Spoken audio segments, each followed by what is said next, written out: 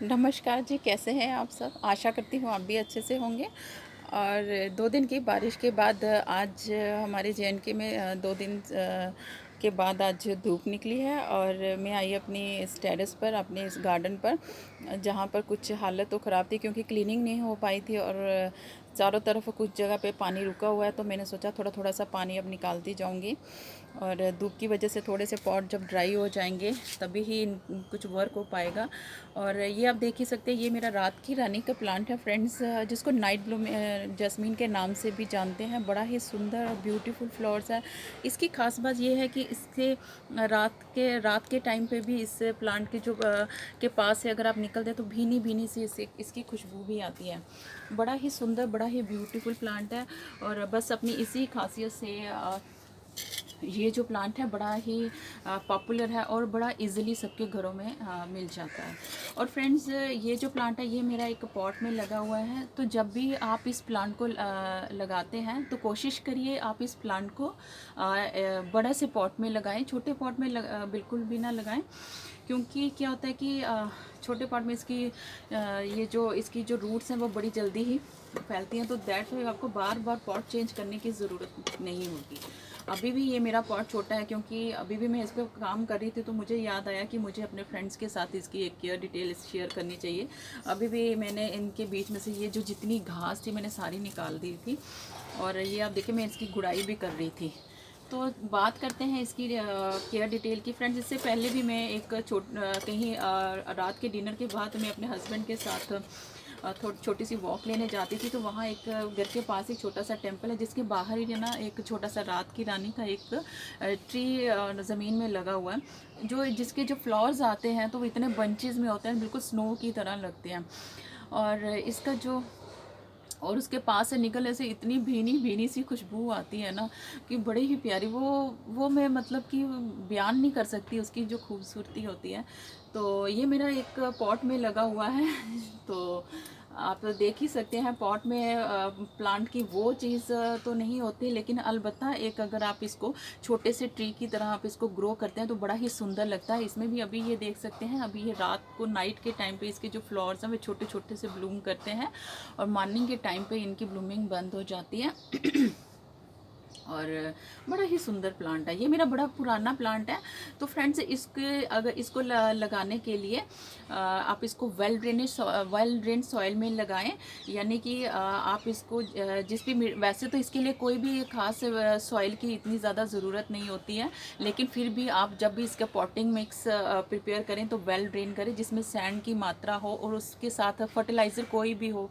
चाहे आप kitchen waste से बना सकते हैं, चाहे आप वर्मी कंपोस्ट या कौ मैन्योर से बना सकते हैं, लेकिन इस प्लांट को मंथ में एक बार इसको फर्टिलाइज़ करना बड़ा ज़रूरी होता है। तो कोई भी फर्टिलाइज़र अगर आपके पास अवेलेबल आप इसमें डाल सकते हैं, और नहीं तो बनाना पील का जो लिक्विड फर्टिलाइज़र आता है वही डाल दीजिए, वो इसकी ब्लूमिंग के लिए बेस्ट होता है। वैसे तो ये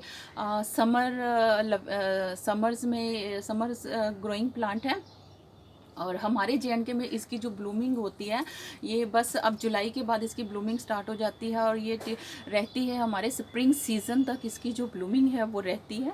और इसके साथ साथ ये मैं बताऊं कि वैसे तो ये मेरा बिल्कुल सालों साल चलने वाला ये प्लांट है, लेकिन सर्दियों में बड़ी ज़्यादा जब बड़ी सर्दी होती है या फॉग जब पड़ रही होती है तब इसकी जो लीव्स हैं थोड़ी सी गिर जाती हैं, थोड़ी सी इसकी जो ग्रोथ है वो स्लो हो जाती है। अदरवाइज़ ये बड़ा ही लो मेंटेनेंस प्लांट है और मेरा तो बड़ा ये रफ टफ ऐसे रखा हुआ था, लेकिन फिर भी ये प्लांट मेरा चल ही रहा है। तो आज मैं इस पर गुड़ाई भी कर रही हूँ, इसकी सारी जो डेड ये आप देख ही सकते हैं ये सारी निकाल रही हूँ। और एक बात आती, जब भी आप इसको प्लेस करें ना, तो जैसे अब गर्मियाँ अब आई हुई थी तो मेरा तो ये बाहर ही रखा हुआ था, लेकिन फिर भी कोशिश करें आप इसको वहाँ पर रखें जहाँ पर इस प्लांट को इतनी ज़्यादा आफ्टरनून की कहने का मतलब है कि इसको आफ्टरनून की जो धूप है वो इस पर नहीं पड़नी चाहिए। अदरवाइज़ इसको 3 या 4 घंटे की धूप इसकी नेसेसिटी होती है।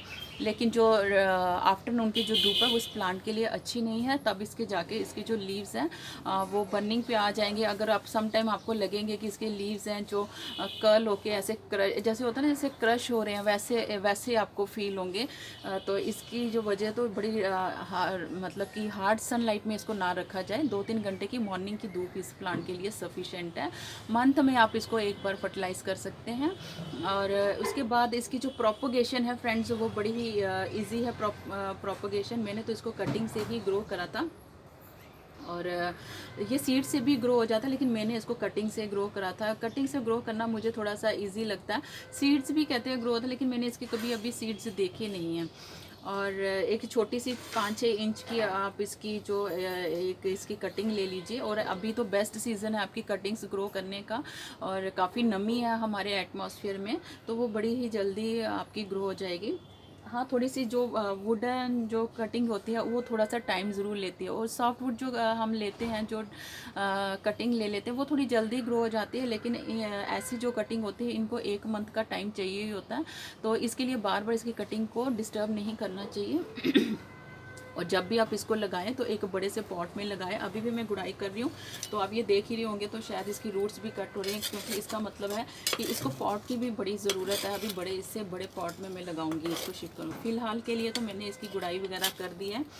और लोकेशन मैंने बताई है आपको कि इसको सन लविंग प्लांट तो है, बट इसको रैश सन में नहीं रखना है। और वाटरिंग के तौर पे आप इसको, इसकी मिट्टी को मॉइस्ट ही रखें, बड़ा ज़्यादा एकदम ड्राई होने तक का इंतज़ार मत करें, मॉइस्ट ही रखें। गर्मियों में तो 2 टाइम वाटर चलता ही है, चाहे कोई बड़ा जिसको पानी की नहीं भी ज़रूरत होगी उसको भी पानी की ज़रूरत हो जाती है। लेकिन अगर सर्दियों की बात करूँ फ्रेंड्स, तो सर्दियों में क्या होता है, पॉट इतनी जल्दी ड्राई होते नहीं है, कम से कम 1 हफ्ते का टाइम ले ही लेते हैं।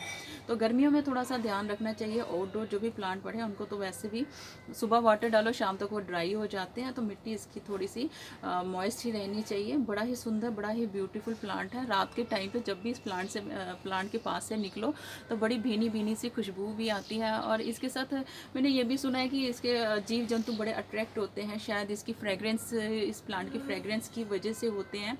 और फिर ये भी कहा जाता है कि रात के टाइम पे इस प्लांट के पास से नहीं निकलना चाहिए, जीव जंतु होते हैं। लेकिन मैंने कभी ऐसा देखा नहीं है। लेकिन हाँ, जब भी आप इसको लगाएं आगे पीछे इसकी सफाई ज़रूर रखिए।